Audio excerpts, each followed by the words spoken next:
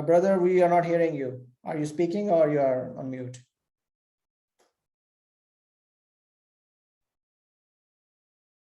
Yeah, I was on mute, sorry. Okay, so the idea is to give you, 1 second. You can hear me, right? Yes, yes, we hear you. Okay, so what we did, we added a page to Confluence regarding how you can deploy the project in a consistent way without any dependence on your laptop or operating system, Windows or Linux or Mac. So what I will cover today, I will cover like something called Docker, if you are not aware what is Docker is. And then I will go through the page which I created with Brother Fahim and to help you to create your own Masjid project and able to have a consistent environment where you can do your testing every time you update the project. So this is what I will cover today. So first, I think the best way to start covering Docker is to understand what is the problem we're trying to solve, to see what is the benefit of Docker. So think about like anything you do today. Today, I'm sure what you did use Git, you cloned the project from GitHub and you installed it in your machine and you start running a couple of commands at the beginning to yarn command to install the packages and certain commands to be able to run the project and make it up and running. And then you go to the web page and access it. So just think today, any task you do, you keep doing every time you update. It's not necessarily maybe the way you are running the project, maybe you are not having a lot of commands you have to do, but in other situations, sometimes when you do an update, you need to keep running certain commands. So anytime you have a repetitive command you have to do, using something like Docker is useful. Another thing which even I faced is you test something, it works on your machine, and then you push the update to GitHub and you start someone else pull it and install it and it doesn't work. Something like this. Like for me, the project was working at the beginning and then something happened. I installed another application. It modified one of the packages on my Mac. And then now when I start the Masjid project, I start to do yarn run dev and start the project. It doesn't work for me. Give me an error. Another thing is that let's assume you have an application which is using Node.js, maybe a certain version, and then you start using Masjid project, but Masjid project is dependent on a different version, maybe an older version or a newer version, and now you have a conflict between the two versions. So either the first project doesn't work or the Masjid project doesn't work. This is where, in some situation where something like Docker is good to use. So I'm sure all of you have like a Windows machine or a Mac, most probably, and each one of you downloaded and installed. So how to build a consistent environment? This is the first thing, like an environment which is not dependent on the operating system you have. So if you develop something and give it to someone, you are 100% sure it will work, and it's not dependent on him either running Mac or Windows, at least from PC point of view. Like this is the motivation basically on Docker. How to make it? You develop one time. It's consistent. You distribute it by using something called Docker Hub, which I will cover, and it will work. I mean, there is no dependency whatsoever on what you are running on the server on your PC. The application, when you develop something within Docker, it's completely isolated from the operating system. So if you run Node.js, a specific version for your Masjid project, and you are running, you want to update Node.js on the Mac or Windows, it will be completely isolated. There will not be any dependence between the packages versions and any package you run within Docker and on your machine. Even it's a good way that you don't mess with the packages you have on your machine itself. Maybe you are running it on a work machine and you need to have certain packages installed.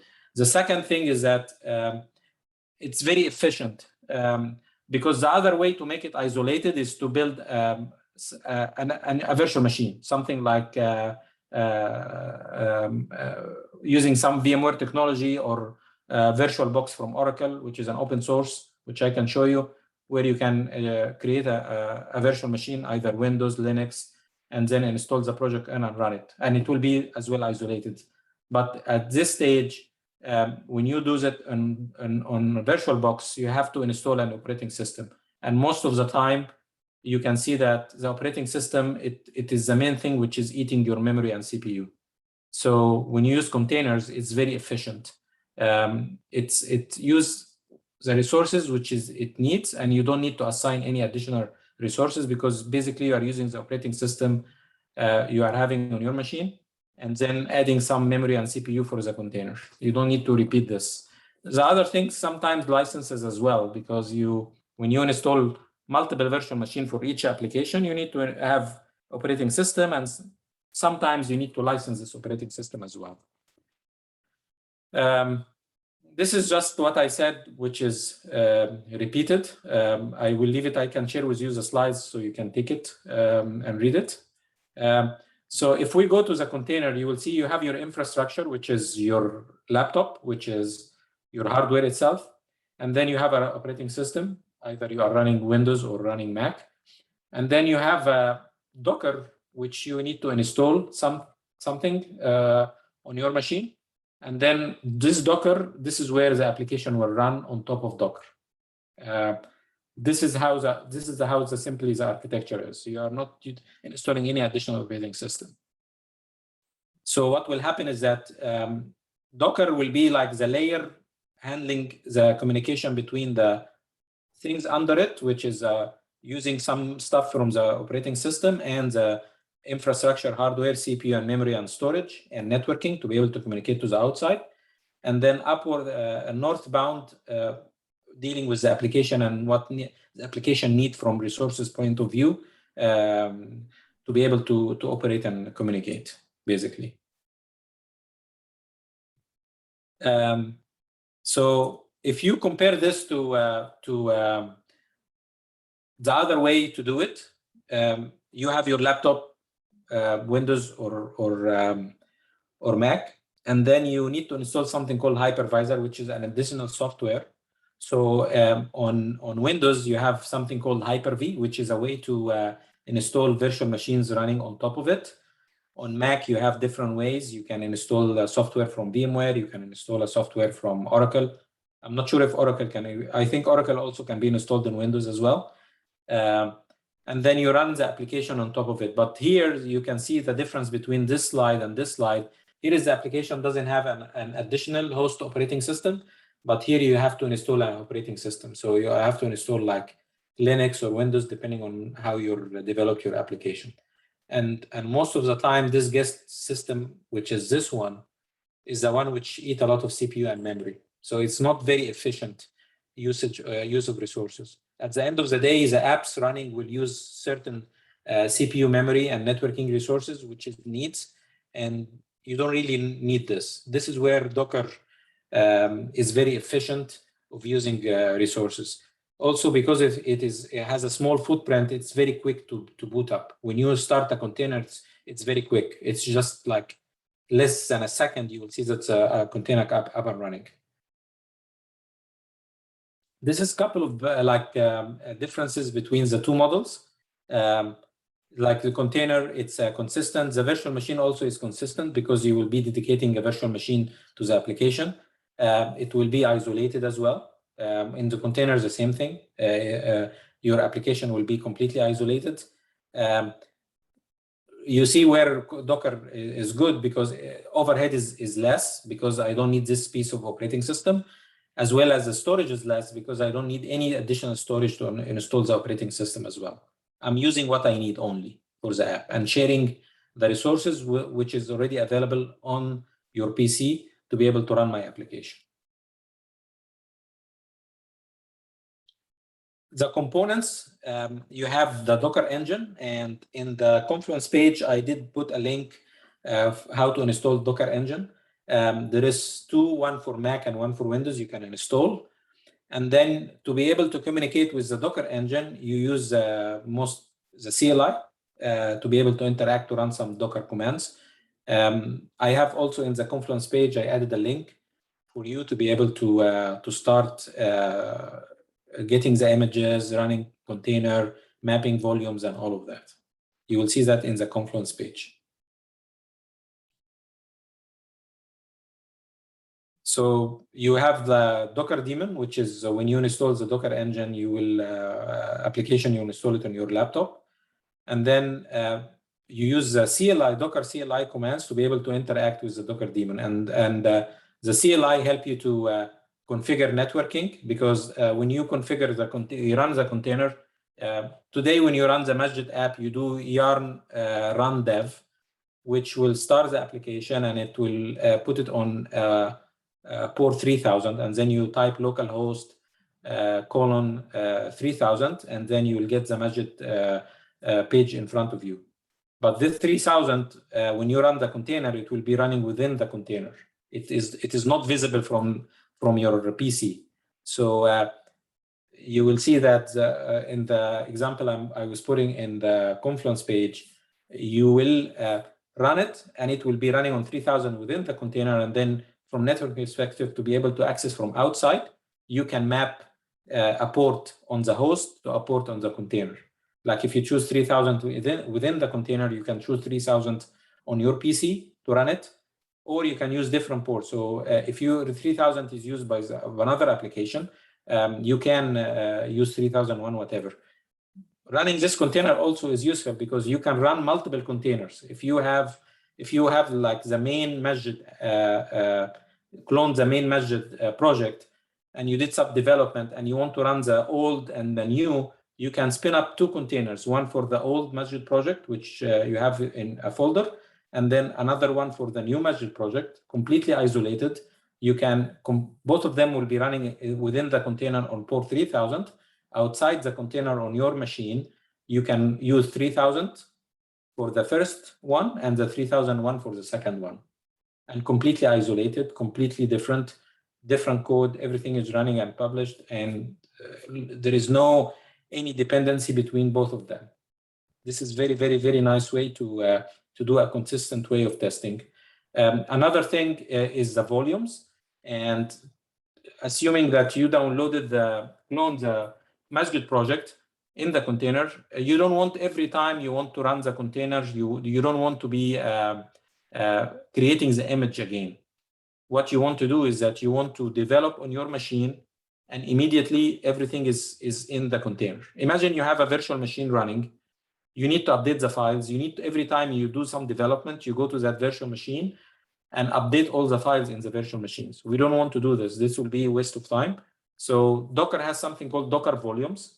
And Docker volume is a way that you map the volume on your PC to the volume in the Docker container itself. So assuming that you have the Masjid project cloned on the PC at folder root Masjid, you can do the same thing by mapping this folder to the folder in the container. So when you update some files in your PC, automatically it will be updated in the container itself, and immediately your web page will get refreshed automatically. You don't need to update go to the container and copy any files. The other thing is the images itself. So first, before running container, you need to create an image. And then you choose what is the image you want to use. So for example, in the Masjid project, I did use Ubuntu vanilla image. There is something called Docker Hub. There is images posted there. Imagine Docker Hub, something like GitHub, where you publish your projects on GitHub. Docker Hub is almost the same concept, but it is basically for images. So when someone creates an image, install certain packages in it, having certain application ready-made, he pushed to Docker Hub and it's available. The same like concept, exactly like GitHub, exactly the same.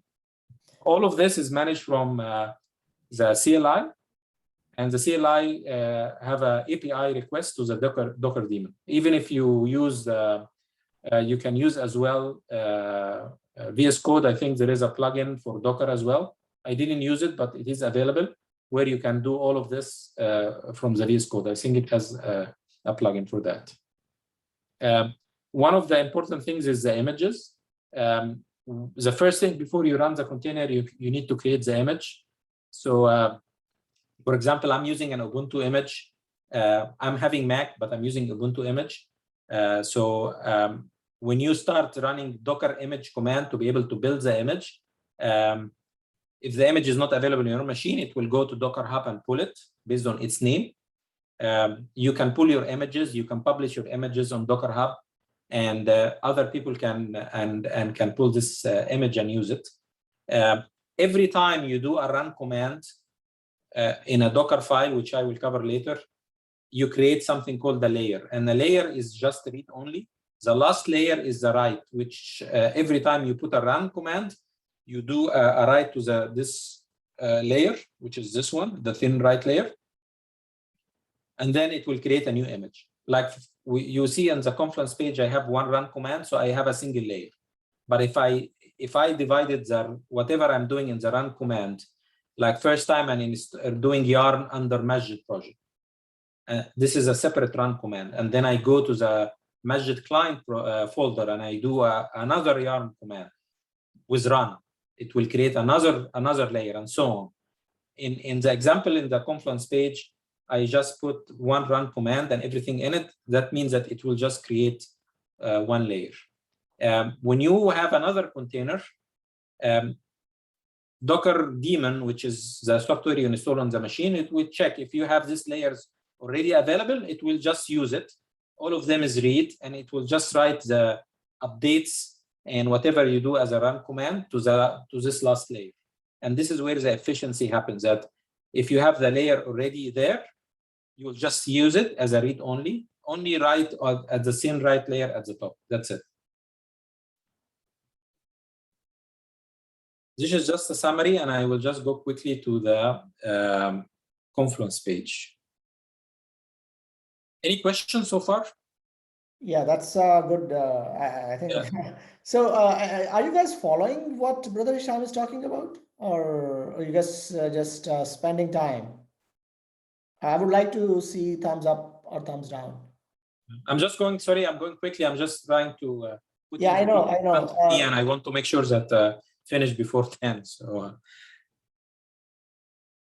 So okay, keep going. I think it's okay so far, looks like. I think what we need to, Hisham brother, want to see is how, I mean, we understand the Docker is benefit. We have no problem.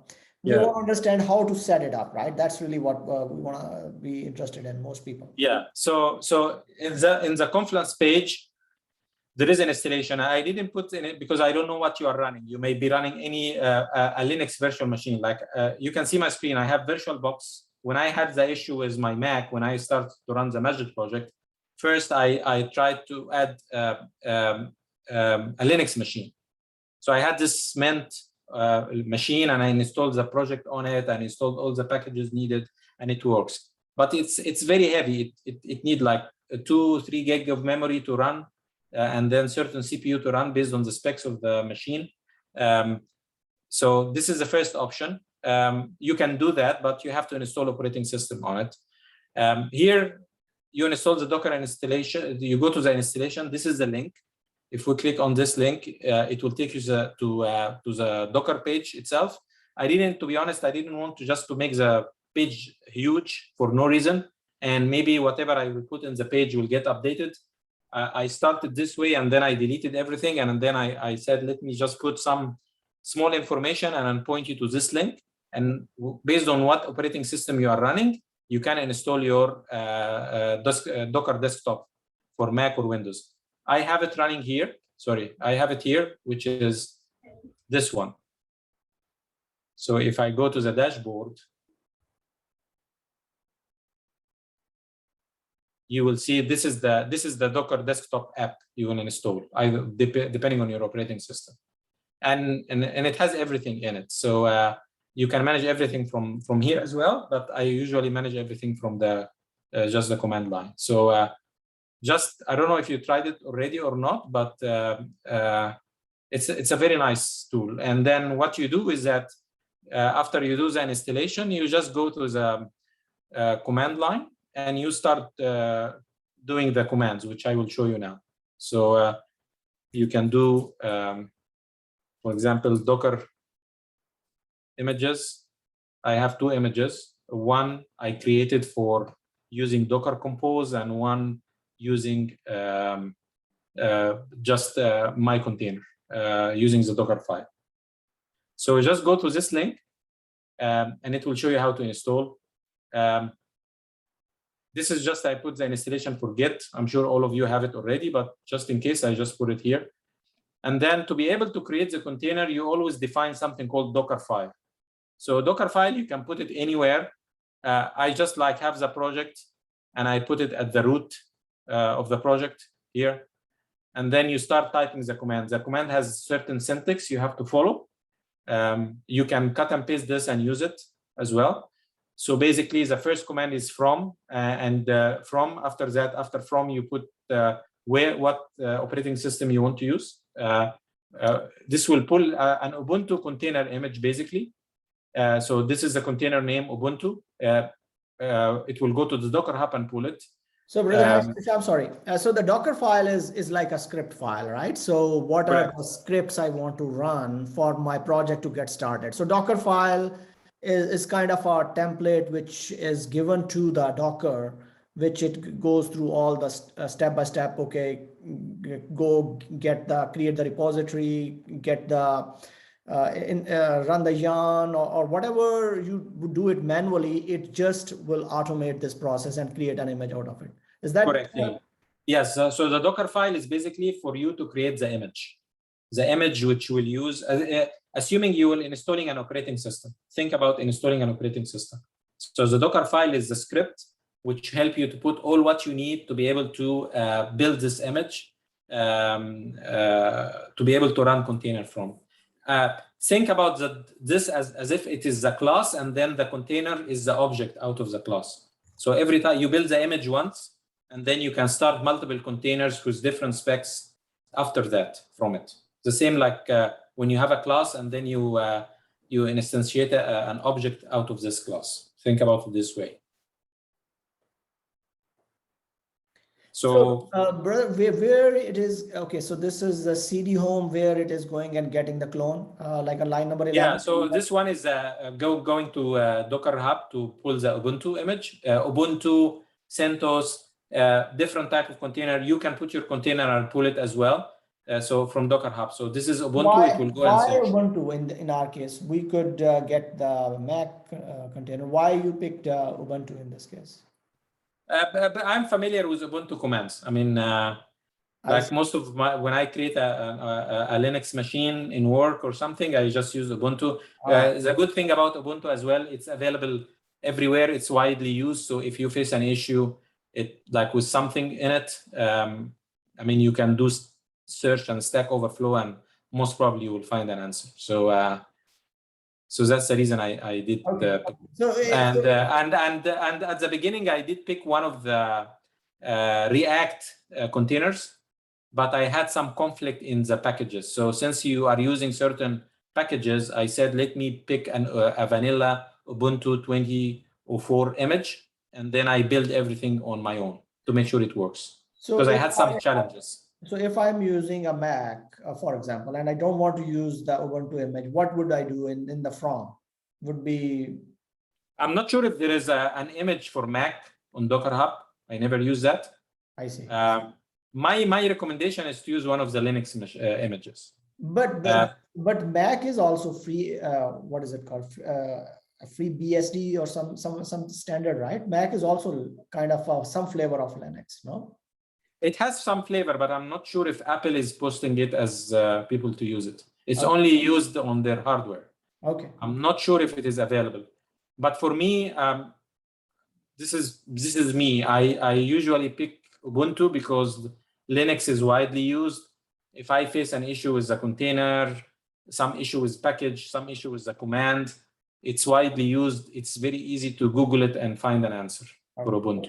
So especially starting from line 10 to line 15, this is the manual steps which we have been doing. So this will kind of automate those steps for us, that we don't have to, as soon as we start our Docker, it's good to go. Is that right? Correct. It's good to go. But at the beginning, because it's a vanilla image, I have to put Git on it. Yeah. and I have to put npm on it, and then put npm install gyarn. You remember when we download the project, Yeah. you told us to run this command, and Yeah. then go and clone. So I'm cloning Hamza repo at that time.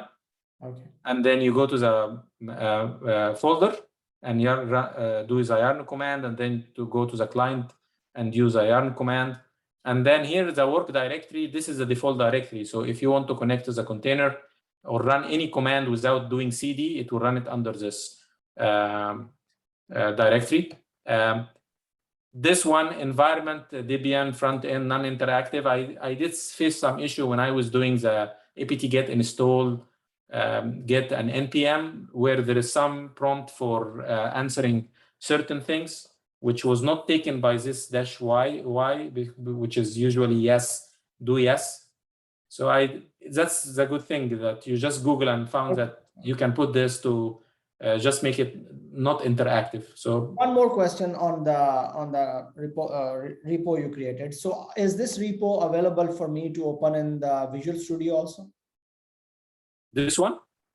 The one you created, yes. No, this is I cloned it. This is my clone. I know. This is my development environment on my machine. Okay. So maybe this one I'm pulling your clone, like your clone on Docker. So now I want to develop on my machine, and I want to make sure that any update on adding any feature or adding like this member page, updating it will get reflected. This is where this command helps, the Docker volume. So no, my point was really, yeah, I think my point is that this is just a testing environment. This is not a dev environment which you are creating with the Docker file. Is that correct? Or is it a dev environment as well? What do you mean by the difference? So for example, if I, let's say I created this Docker environment, and I'm able to run, and I'm able to create members and all that stuff. And then I find that I need to fix something in my code. Yeah.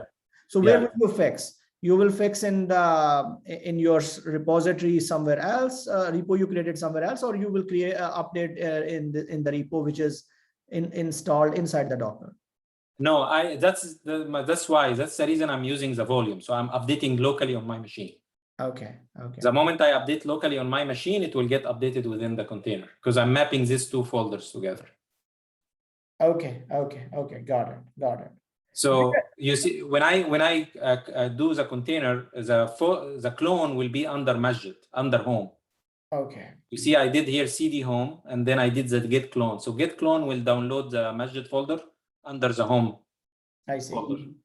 Then, so what I'm doing here, my clone on my Mac is under users Fayed Masjid. Yeah. So what I'm doing, I'm mapping this folder to the home Masjid folder. So all the folders and files and everything within my machine is already mapped to the container. The reason this will help me that this can be a development environment and a testing as well. So if I do any update on my machine, you will see the browser get refreshed immediately. Okay, perfect. Yeah. Is everyone following what we're talking about? If not, then probably you guys need to rewatch the video or ask questions, I think, right now.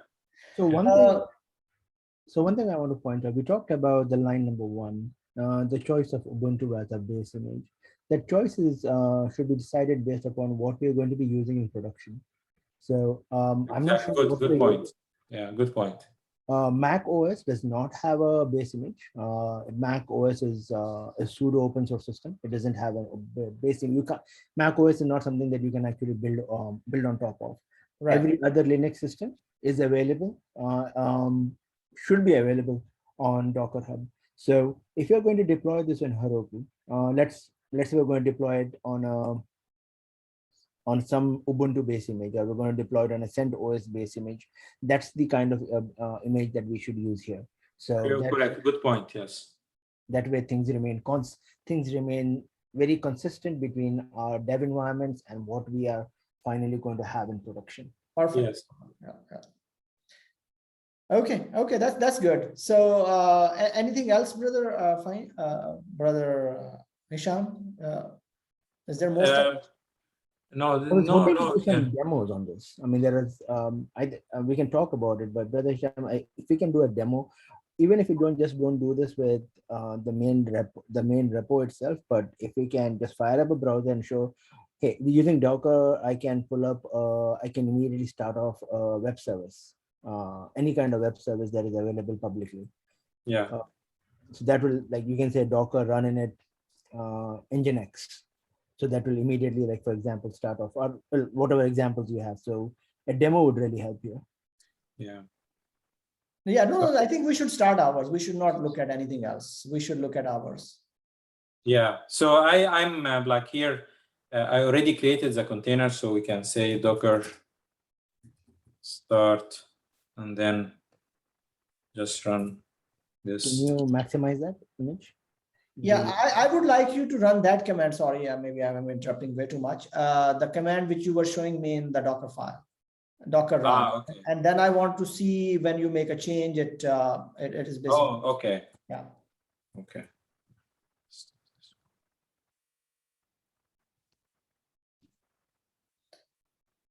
So you want the Docker run the long command, right? Yes, yes. This one, yeah. And can you briefly tell everyone what is this command doing actually? Okay.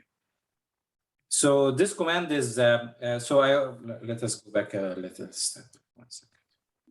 So, Brother Hisham, you might want to start with the Docker build first. yeah, so that's the reason I wanted to go back.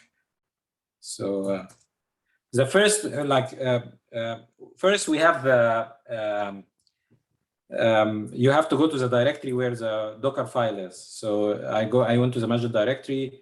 This is where my Docker file is. So where is it? Can't see it. Here, this is the Docker file. So I went to the directory where is the Docker file. And then what I need is now to build the image. I have the image already built, but definitely we can build it again. So if you do Docker images, you will see that I have the image already built. So what we can do, we can build the image again. So Docker build is a command basically you use to build the image. And then let me take it. I will change the name because I'm using already this name. And this dot meaning that you are picking the Docker file from the directory where you are in already. So if I run this command, it will go and start building the image. It will go and run all the commands. You can see this is the run command. This is all the commands, the big one I was putting in here. So what is the input for this Docker file? Sorry, for the Docker build? The input, what do you mean the input? Oh, yeah, the Docker file is the input. I just wanted to. Yeah, the Docker file. So I went to the directory where I have to be in the directory where the Docker file is. It's easy because you can just say dot and that's it. And it will go and check if there is a file. The file must have a name of Docker file. This is the name of the standard file name. Yeah, yeah. And it can be only one name, one file as well. So how long does it take to finish the build? it depends. I did it dash no cache, so it's not yeah, so I think checking maybe we'll move to the next step then. I think we know that I think the important thing for us to understand is that how to run. I know build is also important, but yeah. Yeah. If it's going to take a while, I think let's move on to the next step. Yeah.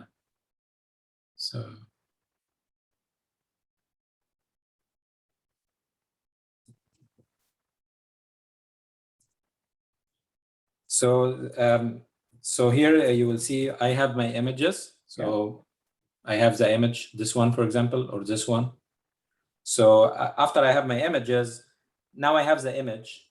Basically, think about it. You have the operating system. Now you want to the class, not operating system. The class, you want to create an object. You need to create a container out of that image and up and running, because the image is just the image setting, is not running. It's just available for you to use it and start a container. So now you do Docker run command. I think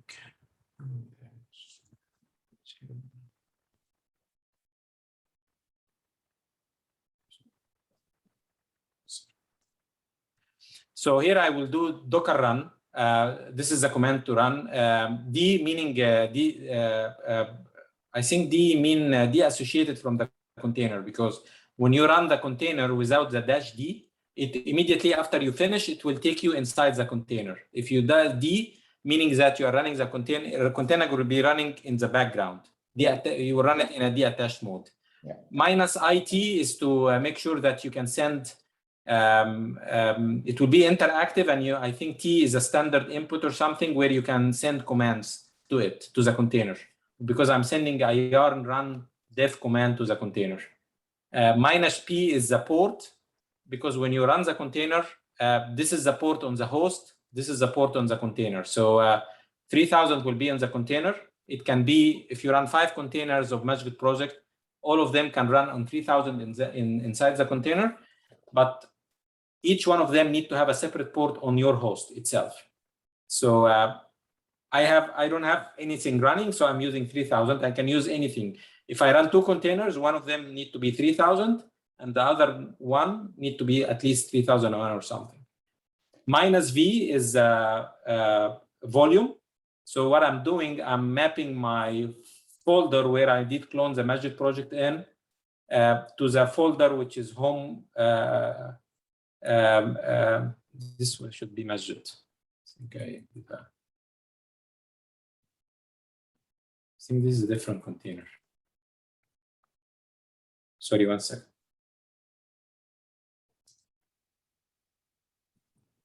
Masjid to there's a home Masjid.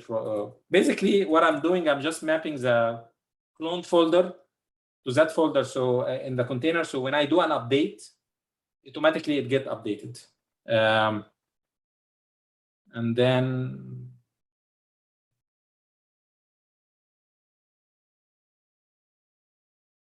missed the naming.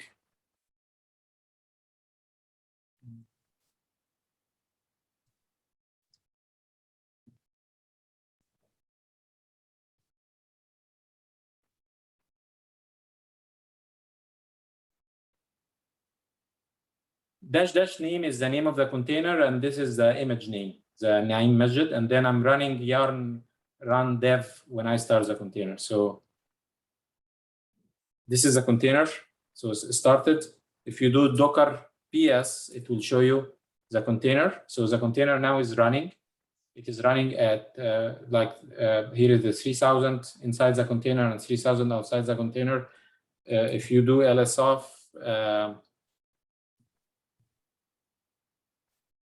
you see there is a published port already. It's listening on, which is listening on 3000. And then if I go to my host, I should be able to. So one more question. So where is that image stored right now? My image is installed locally. Okay. You mean the image itself? Yeah. So if let's say let's say Hamza is working on his Docker and he is trying to debug an issue. Yeah. He can just send me his image so that I can start that on my machine and just debug that issue, or would that? Yeah. So you need to go to Docker Hub itself, something like GitHub. You create an account, and then you will be able to push images here. Okay. So if I want to check the. Well, that's fine. I think that's fine. Yeah. But what I was asking, he can also share the image file with me, and I can pick up the image file directly on my local machine, or that is not possible. No, if you just put the name, if you pick the right name here, yeah, this from it will go and pick it up from, because this from is going to Docker Hub. So if you put the right name, the same like what he published, he will pull it. He doesn't need to do anything.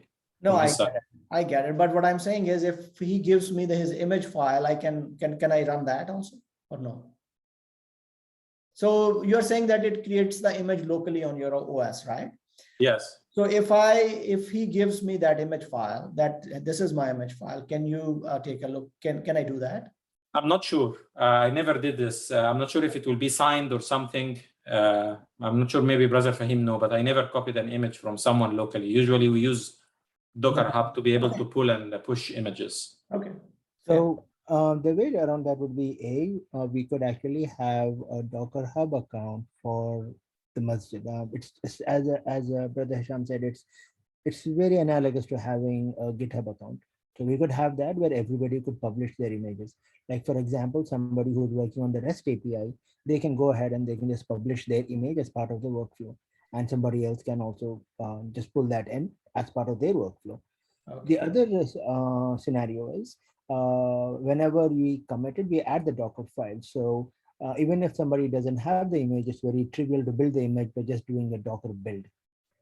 Okay, so second question is that so I can run the Docker, but when image, so when that image is being run, there is a mapping which Brother Hisham is doing from local to the file in the repository to the files in the Docker. So how will that be established? Because I then have to have a same copy of what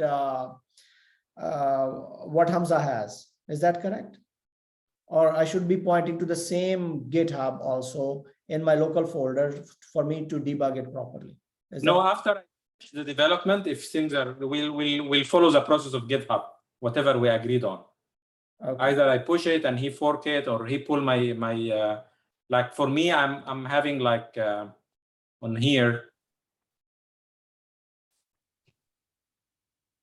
If I go to the Masjid project folder and send git. So I'm having as a remote Hamza folder. So when he do an update, he push and I pull it back. Okay. So we use GitHub for this. Like you see here now, it is welcome to MCE website. Yeah. So what I did, I added this here. This is, I'm adding it local. And if I remove it, it will refresh and get removed. Okay, perfect. Okay. But this is the beauty here, is that like the conclusion here is that I'm building a very consistent environment. I'm not dependent on my packages on my Mac or my Windows. I'm not dependent if I install application in future and it will change, need different packages, either update to higher or lower. This is a very consistent environment for someone to develop and test. And then when he push it and I download the same container and use it, it is exactly the same container like Hamza is using. We are both, so when he do a test, the output should be exactly the same because we are having the same environment. Okay, perfect. Okay, anyone else has any questions? That's great, Brother Sham. It was very, very helpful. Thank you. I wanted to quickly cover Docker Compose and how that plays into our development workflow. Maybe we can do that some other time. Yes, I think we probably should, and let's keep it for future. I don't want to keep these guys. They're very patient, I think. Yeah. But any questions you guys have? I think I would again recommend every one of you to watch this recording again. It will be very helpful for us. I think we should also. And Brother Hisham, we also, this is great. The presentation is great. Once you check in all the things, we need a small list of steps still, that what is it that we need to do, what command we need to run for the starting up. Maybe add them in the Confluence like a cheat sheet or something at the bottom of your Confluence page. Yeah, I think it is already there. Okay, good. So here, just quickly, so this is the steps like Docker file, whatever the things needed and the links needed. And then this is just like I added the file here, okay? Yeah. As an example, but I just give whatever I already have. So for like, example is our project itself. And then I created steps to build a local dev environment for the Masjid project. So step one, make sure that you have all the git -- version is available. Docker -- version, you make sure that you have a version running. So this should be the output. And then step two, you clone locally on your machine. So I put your main repo here. It can be anything, right? And then step three is that make sure that you locally, you have the node version, what you are running, okay, locally. npm install yarn, npm yarn -- version to make sure that you have the yarn version installed, just to make sure all these packages available. And then you have to, this is one of the issues when Brother Fahim went and test. I didn't put the steps because you still need to, after you do the -v, the mapping the volumes, you need to make sure that you have the packages also installed locally on your machine. So you have to yarn under Majid project, you have to yarn under the client project to install the needed packages. Step number 4, you build the Docker file, okay? Yeah. And then step number 5 is to create, and then I'm putting also you can publish. Publish the it. container. Yeah, and then you do Docker build, and then you give it a name and dot, meaning that you are in the file. So I'm putting it in the directory where the Docker file is. Use this command, and then you check Docker images, make sure that you have your image listed. And then I put some information about the -p and -v. What does it mean? And then this is the Docker command, because like -p and -v is basically the two ones which need explanation. And I can put -d and -it as well. Maybe I will update that as well. Okay. So, and then Docker PS, you will see that the container is running and the ports are published. And then if you go to the website and put 301, which is the port I'm publishing here, yeah, you should see this. This is exactly the steps I did. Okay, perfect, perfect. All right. Thank you so much, Brother Hisham, for this. This is very useful. Anyone has any question other than Docker or about Docker? You guys have the last chance. Otherwise, I'm gonna stop the recording. I think people want to run away from here, right? Yeah. All right, guys. Thank you so much.